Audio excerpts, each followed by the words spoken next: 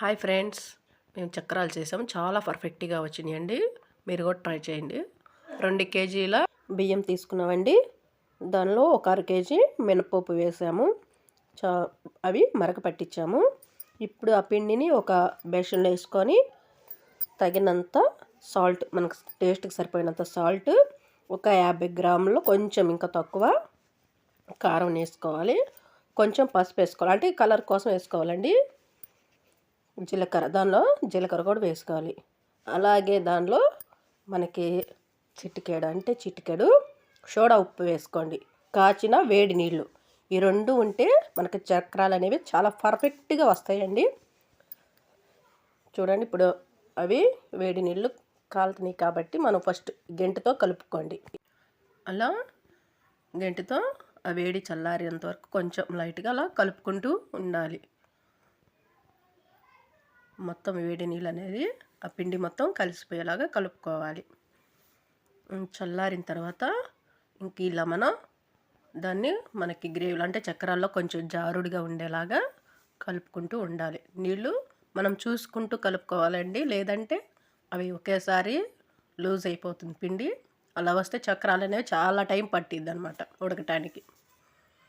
దానికి చక్రాలకి ఎలా కావాలో ఆ విధంగా కలుపుకొని అలా పైనుంచి కిందకి పిండి ఏమి లేకుండా కలుపుకోవాలి. అలా చూపిస్తున్న విధంగా పైనుంచి కిందకి పిండి కలుపుకుంటూ ఉండాలి. అలా పొడి పిండి కనపడకుండా ఉండాలి. అలా కలుపుకున్న ఒక 5 నిమిషాలు పక్కన పెట్టుకొని మనం ఈలోగా ఒక కట్టెల పొయ్యి తీసుకొని, వంటలు అనేవి ఎప్పుడు కట్టెల పొయ్యి మీద చేసుకుంటేనే బాగుంటుంది. కట్టెల పొయ్యి మీద చేసుకున్నాం. ఇప్పుడు బాండి పెట్టి దానిలో 1 కేజీ ఆయిల్ వేసుకున్నాం. బాండి వేడైన తర్వాతే దానిలో వాటర్లు ఏం లేకుండా చూసుకొని అప్పుడు ఆయిల్ వేసుకోలేదు, లేదంటే చిట్టుపట్ట అనేసి ఆయిల్ మొత్తం చిందేస్తుంది.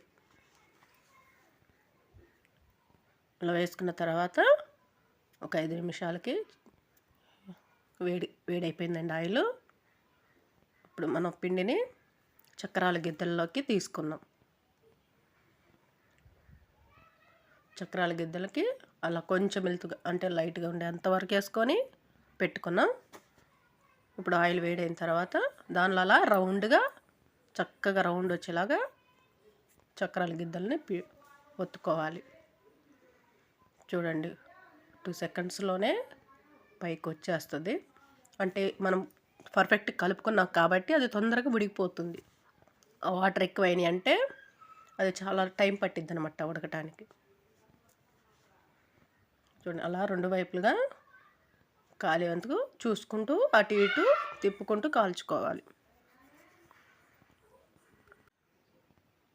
అలా ఎర్రగా చక్రం అనేది కాలిన తర్వాత ఆయిల్ మనం వడగట్టుకునేది ఉంటుంది కదండి, దాంతో తీసుకోవాలి. దానికి ఆయిల్ ఏమైనా ఉంటే అది డ్రాపులుగా పడిపోతుంది. అది ఒక బౌల్లో తీసుకోవాలి.